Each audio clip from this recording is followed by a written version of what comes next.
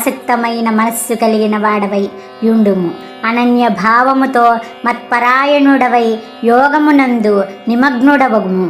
అట్టి నీవు సంపూర్ణ విభూతి బల ఐశ్వర్యాది గుణయుక్తుడను సర్వ ప్రాణులకును ఆత్మస్వరూపుడను అయిన నన్ను సమగ్రముగా తెలుసుకొను విధమును వినుము. నేను నీకు విజ్ఞాన సహితముగా తత్వజ్ఞానమును సంపూర్ణముగా తెలిపెదను.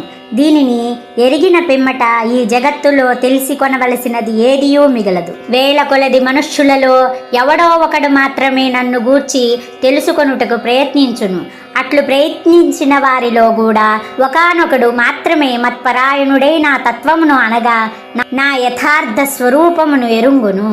హే మహాబాహో, భూమి, నీరు, అగ్ని, వాయువు, ఆకాశము, మనస్సు, బుద్ధి, అహంకారము అని నా ప్రకృతి 8 విధములుగా కలదు.